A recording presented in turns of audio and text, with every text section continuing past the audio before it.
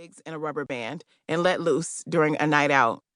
It's not often in any genre of music that women who also looked forward to the after the club activities have been celebrated as opposed to shamed and shitted on for it. The more I listened to the song, the more attention I paid to the second part of the verse, where Gotti took his affirmation a step further. Right after a particularly childish line where he tried to distance himself from cunnilingus by suggesting that he only ate at Waffle or Huddle House, he laid out one of the most thoughtful, empathetic, responsible, and equitable casual sex scenarios that I'd ever heard in this context.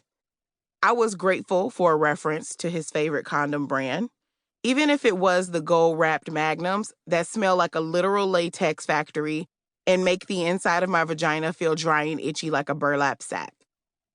Safe sex is an underrated wave that more people should be on, but is often glossed over in music, movies, and TV, where sex is frequently depicted with an undertone of urgency and reckless spontaneity. Gotti also completely detached himself from the hypocritical shame on you ho finger wagging that male privilege emboldens so many Black men to do, especially in hip-hop. In fact, he explicitly stated that he could still respect her after their first night encounter because, shit, he was there too. At one point in the verse, he was almost encouraging her to stand pridefully in her decision and not use intoxication to justify her decision to bust it open for a Memphis nigga.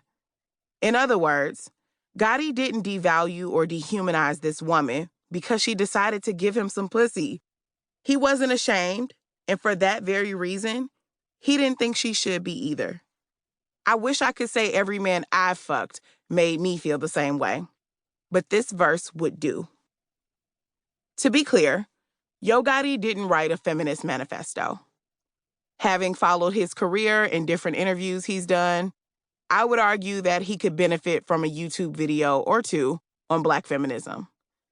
If I'm lucky, he'll read this book, but I digress.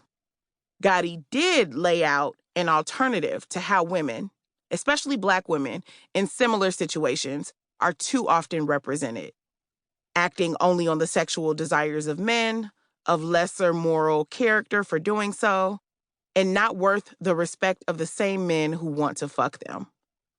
I was already hyper aware of this dynamic and actively navigating it in my personal life. However, this verse made me reconsider how women were being talked about in trap music, a hip-hop subgenre that expresses some of the realities and aspirational views of Black folks from the hood, and how those narratives held up against the regular women I knew in the real world. From that moment, I felt like I needed to re-listen to all the trap music I loved and reconsider what I was being offered. Despite its mainstream popularity, trap music is still considered one of hip-hop's lowest forms. Part of this stems from elitist assumptions about Southern Black culture, including the accents and unique version of African-American vernacular and respectability politics. However, trap music is also often dismissed because of its representation and treatment of women. As a feminist, I'd often considered the question of why I not only subjected myself to it, but also reveled in it. Sitting with Gotti's verse pushed me beyond my frequent cop-out response. Trap music is problematic and sexist, but I like the beats. Like every other staple of Black women's lives, it was more complicated than that. Still, it felt initially counterintuitive to look for examples of affirming language in trap, a genre that had been labeled aggressively reductive. But there was a reason some trap songs made me put more bass in my voice when I shouted the lyrics over Sandy's speakers, or put my hands in the air at the club. I suddenly paid more attention to all the times Gucci Mane also openly rapped about his partners having abortions. I thought differently about Travis Porter letting a female's voice dominate their single Make It Rain with a straightforward demand. You want to see some ass? I want to see some cash. And what about all of the female rap I've been devouring since I was old enough to control the radio? Female rappers have often echoed the sentiments of male rappers.